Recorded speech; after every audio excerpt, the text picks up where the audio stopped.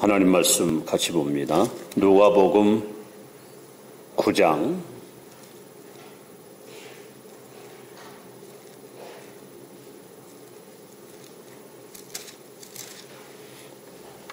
57절 말씀부터 62절까지 신약 108페이지입니다. 누가복음 제9장 57절부터 교독합니다. 길 가실 때 어떤 사람이 여짜오되 어디로 가시든지 나는 따르리이다.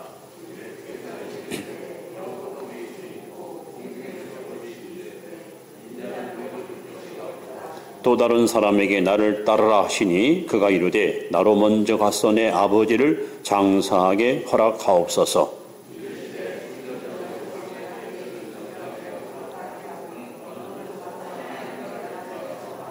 또 다른 사람에게 이르되 주여 내가 주를 따르겠나이다마는 나로 먼저 내 가족을 작별하게 허락하소서.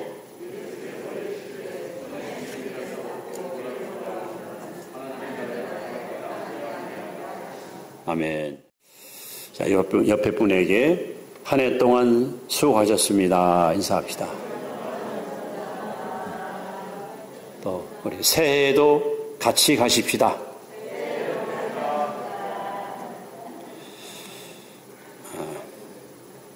사냥꾼들에게 노루 사냥을 어떻게 합니까? 하고 물었더니 의외로 노루가 잘 잡힌다고 합니다. 제가 볼 때는 노루가 아주 뜀박질 선수거든요. 뒷다리가 길어서 언덕 올라갈 때는요 못 쫓아갑니다. 저도 노루를 좀 추적해 봤는데 정말 잘 달리길 잘합니다. 근데 그 달려가는 노루를 어떻게 잡습니까? 아무리 사격술이 뛰어나더라도 쉽지 않을 텐데요. 그랬더니 사냥꾼이 하는 말이 노루라는 놈은요 막 도망가다가 어느 순간에 딱 멈춰 있는데요. 멈춰서서 돌아본대요.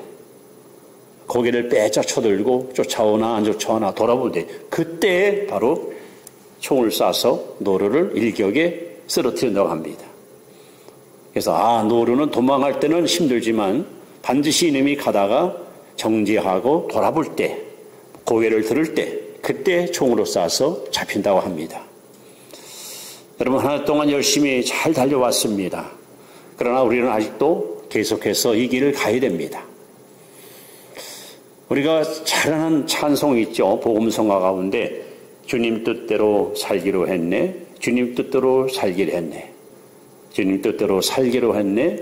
뒤돌아서지 않겠네. 이 세상 사람 날 몰라줘도, 이 세상 사람 날 몰라줘도, 이 세상 사람 날 몰라줘도 뒤돌아서지 않겠네. 히브리서 3장 14절에 보시면 우리가 시작할 때에 확실한 것을 견고히 잡으면 그리스도와 함께 참여한 자가 되리라. 여러분, 신앙생활은 절대 중단이 없습니다. 멈춤이 없습니다. 우리는 전진하고 또 앞만 향해 나아가야 됩니다. 오늘 본문에 보시면 어느 한 길거리에서 세 부류의 사람이 예수님을 만나게 됩니다. 첫 번째는 자원하여 주님 어디든지 제가 주를 따르겠습니다 하는 사람이 있습니다. 얼마나 고맙습니까? 어디 가든지 주님을 따르겠다는 것 끝까지. 또 한 사람은 주님이 넌 날 따라라 했더니 전 못합니다. 시간이 없습니다. 할 일이 많습니다. 이게 핑계를 대면서 결국 거절하는 사람이 있습니다. 또 한 사람은 나를 따르라 했더니 이제 여러 가지 상황과 이유를 대면서 지금은 조금 시간이 필요하오니 나중에 기회 있으면 따르겠습니다. 아마 교회 안에 이 세 종류의 사람이 있을 거예요. 하나님이 말씀할 때에 아멘, 제가 이 말씀대로 살겠습니다 하고 적극적으로 따르는 사람이 있고, 아니요 저는 지금 아닙니다 하고 거절하는 사람이 있고, 제게 조금 시간을 주시면 나중에라도 제가 따르겠습니다 하고 망설이는 사람이 있을 겁니다. 여러분, 오늘 설교 제목은 뒤를 돌아보지 말라라는 제목입니다. 한 해를 돌아보면서 다시 한번 이 말씀을 통해 여러분 심기일전하는 또 초지일관 변화 없이 주를 따라가는 그런 마음의 각오와 결단을 이 시간 가슴에 새겨지는 귀한 시간 되기를 바랍니다. 자, 우리는 돌아보지 말아야 되는데 돌아보지 말아야 될 상황이 있습니다. 돌아봐서는 안 될 사람이 있습니다. 그래서 신구약 성경에 이제 세 부류의 사람이 등장하는데, 자, 첫째는 애굽을 떠난 성도는 돌아보지 말아야 됩니다. 애굽을 떠난 성도. 자, 민수기 14장 30절 말씀을 함께 읽습니다. 민수기 14장 30절. 자, 화면을 띄워주세요. 시작. 여분노의 아들 갈렙과 눈의 아들 여호수아 외에는 내가 맹세하여 너에게 살게 하리라 한 땅에 결탄코 들어가지 못하리라. 300만 명이 애굽에서 해방을 받았어요. 하나님이 그들을 해방시킨 목적은 딱 한 가지예요. 해방 자체가 목적이 아닙니다. 가나안 땅, 우리로 하면 천국에 들어가게 하려고 그들을 해방시킨 거예요. 그런데 안타깝게도 300만 가운데 2사람만 가나안에 들어갔어요. 나머지 모든 백성들은 광야에서 다 죽었습니다. 왜? 돌아보다가. 여러분, 애굽은 뭘 상징합니까? 성경에서 애굽은 마귀가 지배하는 타락한 나라, 마귀가 통치하는 죄악의 시궁창, 거기 머물러 있으면요 죄의 종이 되고 마귀의 노예가 돼서 아무런 희망도 없이 날마다 절망 속에 살아가는 그야말로 고통의 현장이 애굽입니다. 그 애굽을 통치하는 사람이 바로 바로 왕인데, 이 바로가 바로 사탄을 상징합니다. 하나님께서는 모세를 애굽에 보내서 9가지 재앙을 애굽에다가 집중적으로 쏟아부었습니다. 하나님이 이 재앙을 쏟아본 이유는 딱 한 가지입니다. 바로 애굽 사람들이 생명처럼 여기는 그들의 우상을 하나님이 다 무너뜨리면서 하늘과 땅과 만물 가운데 오직 너희들이 섬길 분은 하나님밖에 없다. 하나님만이 참신이다. 이것을 그들에게 증거한 거예요. 마귀는 바로는 끝까지 포기하지 않고 이스라엘 백성들을 노예화시키려고 부여잡고 매달립니다. 하나님께서 마지막 카드를 꺼냈습니다. 바로 6월절 어린 양 피해 사건입니다. 애굽에 살고 있는 애굽인이나 고센에 사는 이스라엘 백성이나 하나님 앞에 다 동일한 죄인인데 어떻게 이스라엘 백성들이 애굽에서 해방을 받습니까? 그들의 공로, 그들의 업적, 그들의 수양, 그들의 도덕 아무것도 해당 사항이 아닙니다. 바로 어린 양 피, 6월절 피, 그 피를 문설주에 바른 집은 재앙이 넘어갑니다. 그래서 6월이라는 말은 넘어간다 이런 뜻입니다. 그러나 피가 묻지 않은 집에는 그 집의 장자, 심지어 가축 중에 첫 소태생 다 죽었습니다. 결국 어린 양 피 때문에 바로는 항복을 합니다. 즉 원수 마귀는 십자가 피로 철저하게 패하고 말았습니다.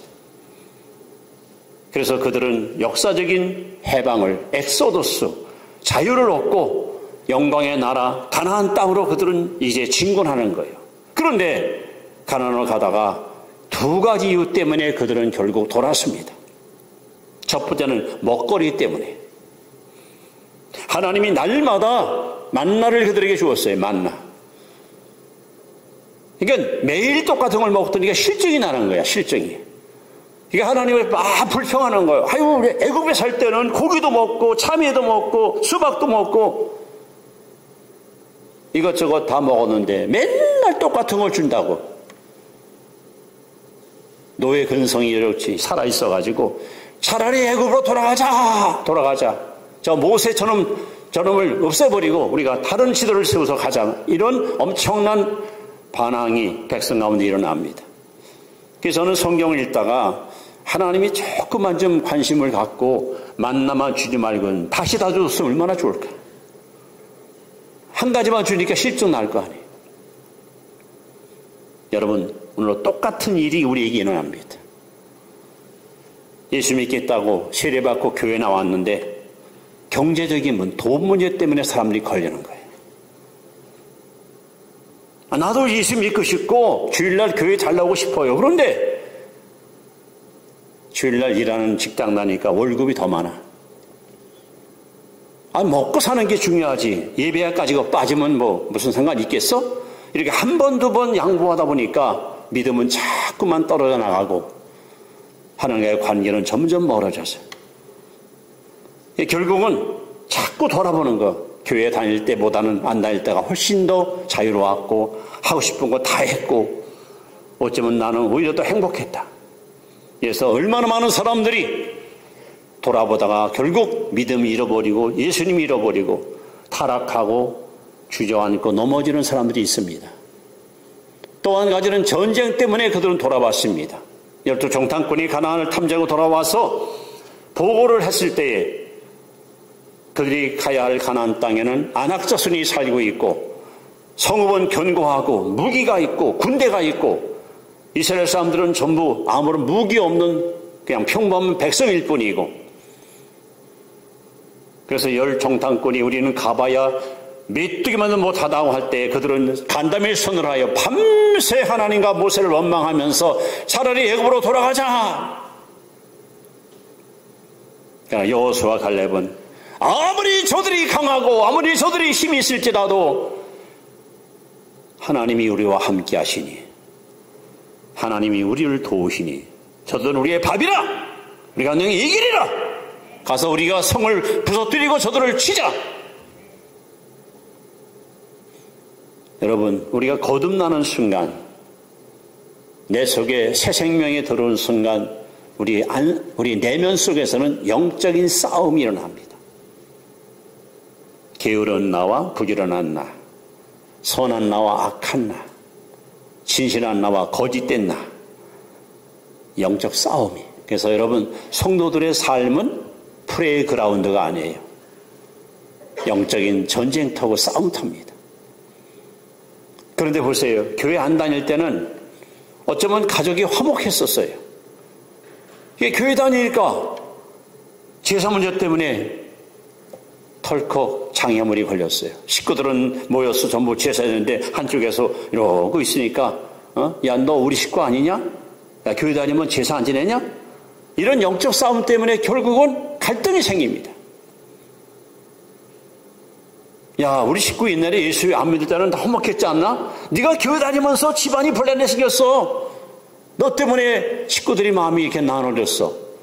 이런 가정들이 얼마나 많습니까? 이걸 이겨야 되는데 그런 어떠한 핍박 혹은 조롱 이것을 이기지 못해서 결국은 돌아보다가 그냥 주저앉은 사람들이 있습니다. 저와 여러분들은 애굽을 떠난 성도예요. 이 죄의 세상에서 세상줄을 끊어버리고 생명줄을 붙들고 천국을 향해서 순례길을 걸어가는 게 바로 여러분과 저입니다. 여러분, 애굽을 세상을 돌아보지 마세요. 이 경제적인 문제, 영적인 싸움에서 절대 여러분 마음이 약해서 한 번, 두 번 양보하다 보면 여러분 정말 우리는 실패자로 전락할 수 있습니다. 여호수아와 갈렙같이 하나님이 우리와 함께 하시니 우리가 능히 이기리라.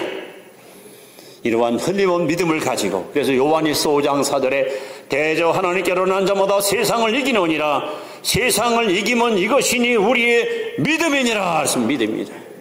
여러분, 이 믿음을 가지고 시험을 이기고 세상을 이기고 절대 돌아보지 말고 표대를 향하여 앞만 향해 전진하고 또 전진하는 그런 승리의 성도들이 있으시기를 주의 이름으로 축원합니다. 자, 두 번째, 우리는 표대를 향한 경주자는 돌아보면 안 됩니다. 자, 빌립보 3장 14절 말씀 같이 읽습니다. 표대를 향하여 그리스도 예수 안에서 하나님이 부르신 부름의 상을 위하여 달려가노라. 우리 그리스도인들을 디모데후서 2장 3절 5절에 보시면 세 가지로 비유했습니다. 첫째는 군인, 군사, 예수 믿는 사람은 마치 뭐와 같으냐? 군사와 같다. 예수님은 대장이시고 우리는 대장의 부름받고 십자가 군병으로 이 자리에 왔습니다. 둘째는 경주자, 달리기하는 마치 마라토너와 같은 경주자로 우리는 부름받았습니다. 우리는 저 천성을 향해서 열심히 달려가는 거예요. 셋째는 농부, 여러분은 거룩하고 영적인 신령한 농부입니다. 영혼을 살리고 이 땅의 하늘나라를 확장시키는 그런 농부로서 부름받았습니다. 오늘 여기 경주자, 이 경주자는 목표를 향해서 꼬린 시점을 향해서 달려가는 이 사람이 경주자 아닙니까? 사도 바울은 고린도서 9장 24절에 운동장에서 다름질하는 자들이 많을지라도 오직 상 많은 이는 하나뿐입니다. 1992년 스페인 바르셀로나 올림픽 때 우리나라 황용조 선수가 마라톤 우승했잖아요. 그 다음에 일본 사람이 2등하고 독일 사람이 3위하고 어떤 유명한 칼럼 작가가 신문에 기고하기를 세계 3대 악종, 독종들이 다 금운동을 쓸었다. 제가 볼 때 맞는 얘기예요. 그럼 우리나라가 제일 독종이라는 얘기 아닙니까? 여러분, 우리는 부름의 상을 쫓아 하나님이 여러분에서 예배로 신 천국 그리고 면류관 상, 왜 그거 보고 이거 달려가는 거예요? 만약에 이 상이 없다면 저 새벽기도 안 합니다. 이 상이 없다면 주일날 이렇게 성실하게 설교 안 합니다.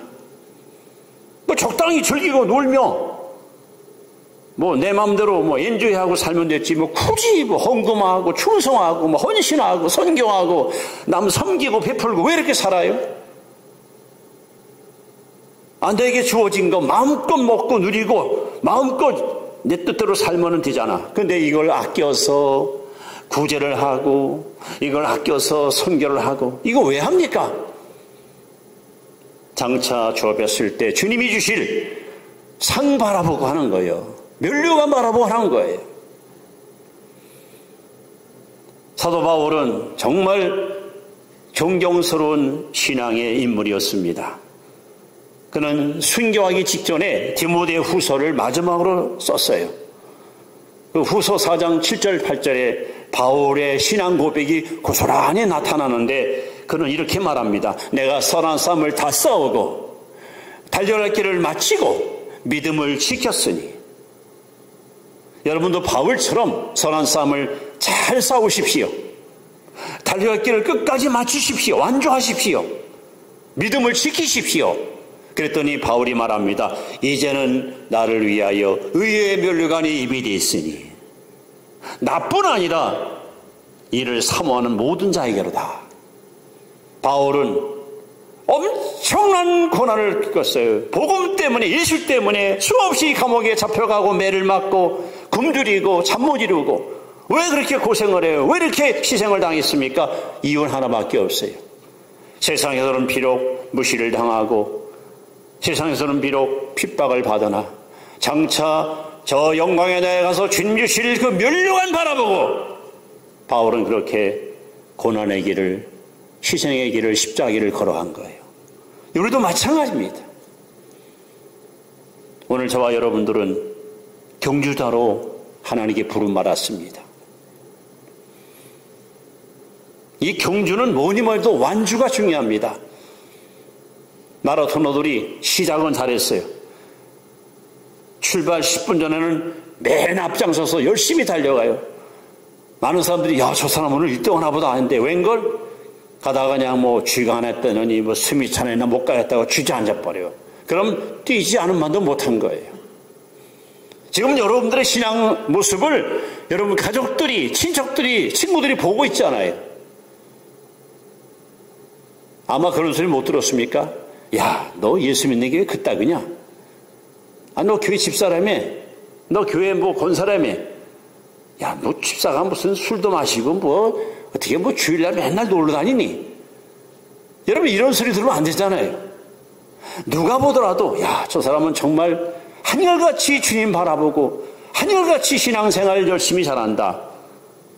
여러분, 경주자가 표대를 바라보고 열심히 달려가야지 한눈 팔면 되겠습니까? 달려가다 뒤돌아오면 되겠습니까? 그래서 오늘 저와 여러분들이 돌아보지 말고 치우치지 말고 표대를 향해서 열심히 달려가라고 하나님이 주신 유명한 동화 이야기 있잖아요. 토끼와 거북. 잘 아시는 얘기죠? 토끼가 얼마나 잘 떼요. 거북이 얼마나 느려 터져요. 거북이한테 다가가서 야, 나랑 뜀박질 할까? 내기 할까? 거북이가 싫어. 난 너 못 당해. 그러면 될 텐데. 그래 해봐. 또 그랬네. 그러니까 기고만장해가지고 저 언덕 저 보이지? 저기 나무 하나 보이지? 우리 거기까지 거기까지 한번 가는 거야. 자, 여기 출발선이야. 자, 시작. 땅 하고 뛰어요. 깡충깡충 뛰어가는데 한참 가다 보니까 거북이가 쫙 뒤에서 엉금엉금 오는지 안 오는지 기어오는 거야. 한심하게 짝이 없어. 아이고, 여기 오려면 한 달을 걸리겠다. 몇 시간 걸리겠구나. 그래서 나무 그늘에 와서 낮잠 자는 거야. 너는 오려면 아직 멀었어. 오더라도 내가 팔딱팔딱 뛰어가면 너 같은 거 금방 따라잡아. 그게 잠들었는데 갑자기 만세! 만세! 눈을 떠보니까 거북이가 어느새 정상 올라가서 승리의 손을 들고 있는 거예요. 오늘 여러분은 토끼와 같이 잘 믿는 것처럼 괜히 여러분 큰 소리 치고 믿음 좋은 것처럼 그렇게 여러분 자랑하지 말고 꾸준히 한결같이 변함없이 초지일관 십자가 바라보고 천성을 향해서 표대를 향해서 그렇게 전진하는 성도가 되셔야지. 예? 양은 냄비처럼 은혜 받을 때는 파르르 끓었다가 며칠 지나면 또 믿음이 슉 식어져가지고 그렇게 들쭉날쭉 하고 이렇게 여러분 치우치고 흔들리는 신앙 하나님은 기뻐하지 않습니다. 그래서 이사야 26장 3절에 보시면 주께서 심지가 견고한 자를 평강에서 평강으로 지키시나니 이는 저가 여호와를 의뢰함이라. 하나님은 심지가 견고한 사람을 좋아하시고 심지가 견고한 사람을 지켜주십니다. 참으로 사도 바울은 모진 고난과 역경 속에서도 절대 좌절하지 않고 표대를 향하여 부름의 상을 쫓아 면류관 바라보고 열심히 달려갔습니다. 언젠가도 여러분도 저도 디모데후서 4장 7절 8절에 이 바울의 고백이 바로 여러분과 저의 고백이 되길 바랍니다. 우리가 마지막 인생의 종착역에 있을 때에 우리 후손들을 다 불러놓고 얘들아 아빠가 얘들아 이 엄마가 선한 싸움을 다 싸웠다. 달려갈 길을 다 마쳤다. 내가 믿음을 지켰다. 내가 육신의 장막이 무너지는 순간 하나님이 나라에서 입에 놓으신 의의 면류관이 입에 돼 있어. 난 그거 바라보고 오늘까지 열심히 살아왔으니 너희들도 나처럼 예수 잘 믿고 믿음으로 승리하거라. 여러분 이런 멋진 유언을 남길 수 있어야 그것이 정말 성공한 신자가 아니겠습니까? 여러분 그런 주인공이 되기를 축원합니다. 자 이제 세 번째 오늘 본문에 보시면 쟁기를 잡은 사명자. 손에 쟁기를 잡은 자가 뒤를 돌아보면 합당치 않습니다. 여러분 농부가 쟁기를 왜 잡습니까? 쟁기를 왜 잡아요? 농사 지려고요. 그죠? 땅을 갈아엎어서 좋은 씨를 심고 열매 맺으려고. 하나님은 저와 여러분들에게 천사가 허무할 사명과 직분을 맡겼습니다. 여러분 사람은 한 명도 외 없이 다 사명자의 존재로 이 땅에 태어났고 살고 있습니다. 다시 말하면 사명 없는 사람은 아무도 없습니다. 저는 이런 생각을 참 많이 했어요. 우리나라가 지금 5,000년 역사를 자랑하는 문화 민족 아닙니까? 여러분 자부심을 가지세요. 미국 부러워할 것 없어. 한 3년밖에 안 돼. 역사가 300년. 게임도 안 돼. 우리는 5,000년 역사를 갖고 있어요. 그러니까 요즘에 이제 여러분 진가가 나오잖아. 한국 음식 같은 게 막 전 세계에서 그냥 난리치잖아요. 그 노하우라는 거 무시 못하는 거예요. 5,000년 역사를 자랑합니다. 그런데 가끔 이런 생각해요.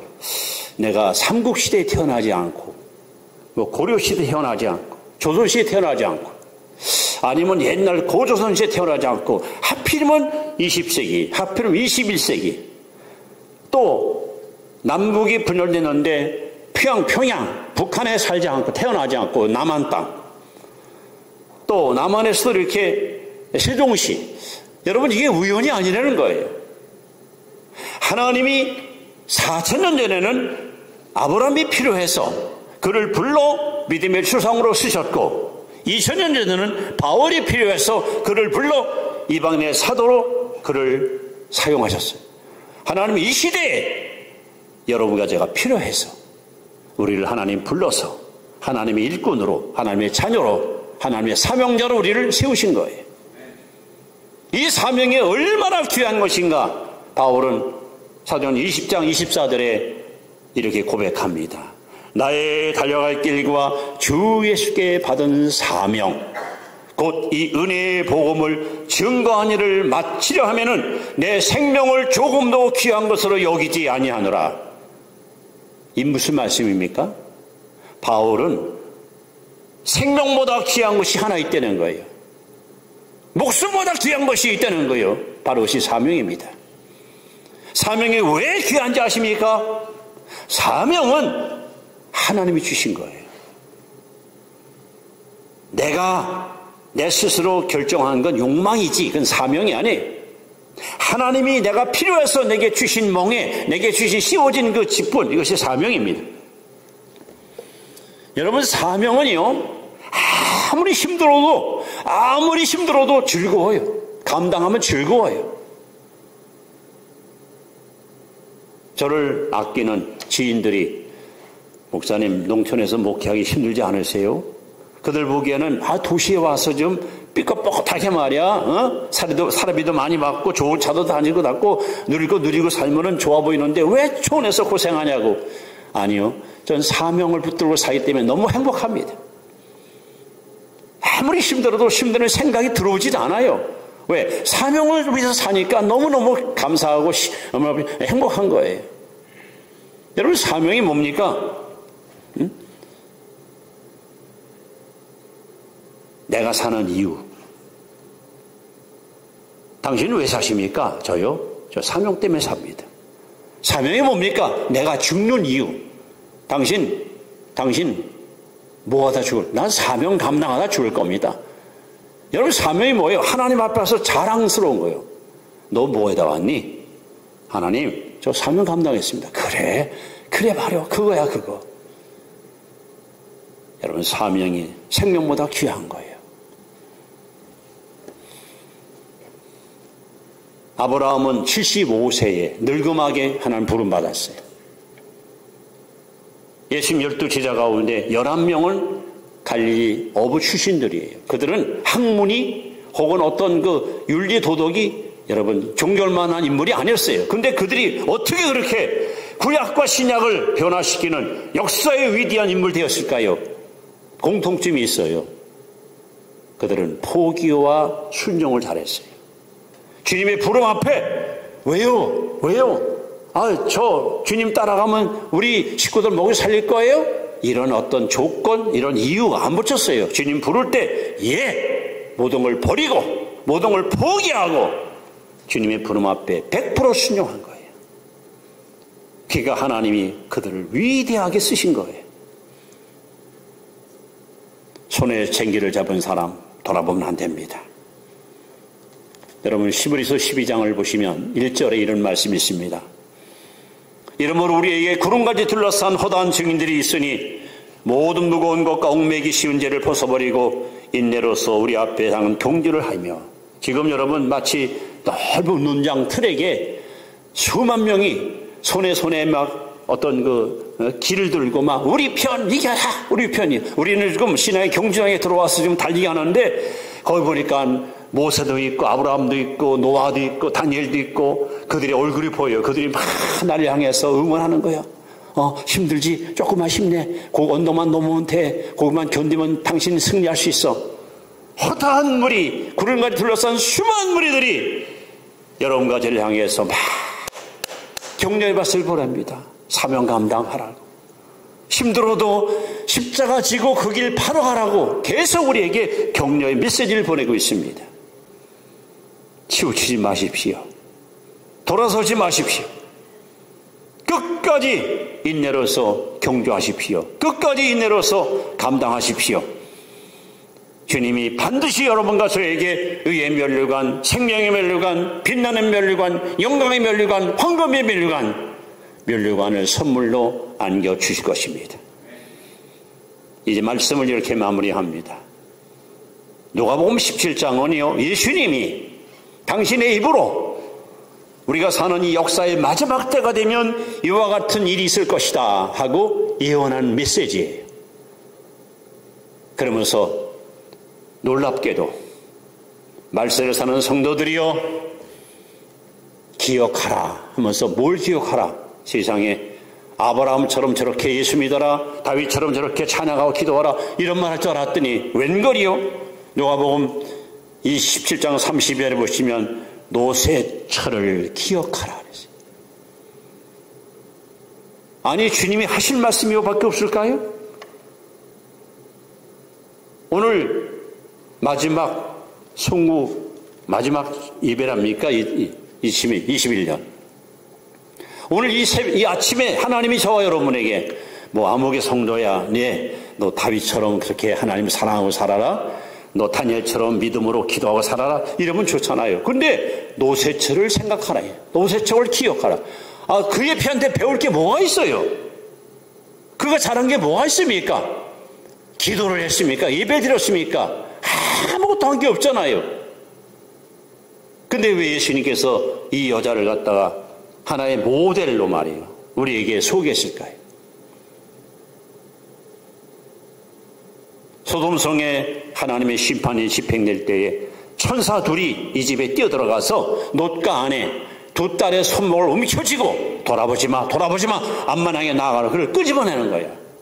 그렇게까지 하나님이 강권적으로 그들을 사랑하고 살리려고 몸부림치는데 노새처가 뒤를 돌아본 거로 그야말로 비극의 주인공이 되고 말았어요. 그러니까 지금 주님이 이 말씀하신 이유는 오늘 이 마지막 때에 노새처와 같이 돌아보는 자가 많다는 거예요. 몸만 여기 와 있지 마음은 지금 밖에 나가 있어요. 입으로만 주를 시인하고 섬기지 마음은 주님께서 멀리 있어. 건성으로 교회 다니고 무늬만 신자지 정말 마음을 다하고 뜻을 다하고 힘을 다해서 하나님을 사랑하고 섬기는가 이거. 노새처를 생각하라. 너도 돌아보다가 저 여자와 같이 버림받을 수 있다는 걸 하나님의 경고의 메시지를 우리에게 주시는 거예요. 우리는 애굽을 떠난 죄악지대에서 마귀의 노예로부터 탈출한 구원받은 백성입니다. 여러분 돌아보지 마십시오. 우리는 경주자로서 이 자리에 왔습니다. 앞만 향해 달려가십시오. 우리는 사명자로서 여러분 십자가를 붙들고 지금 여기까지 달려왔습니다. 여러분 절대 돌아보지 마십시오. 우리는 오늘도 내일도 또 내년에도 후년에도 부름의 상을 쫓아 표대를 향하여 앞만 향해 나아갈 뿐이지. 그래서 신앙생활은 정체는 있어요. 정체. 신앙생활에 정체될 수 있어요. 그러나 절대 후퇴는 없습니다. 후퇴는 없습니다. 절대 후퇴하지 마십시오. 전진하십시오. 나아가십시오. 그래야 하나님이 우리를 붙들어 주시고 이 시대의 하나님의 사람으로 우리를 귀하게 사용하실 것입니다. 기도드립니다. 하나님 2021년 송년 주일날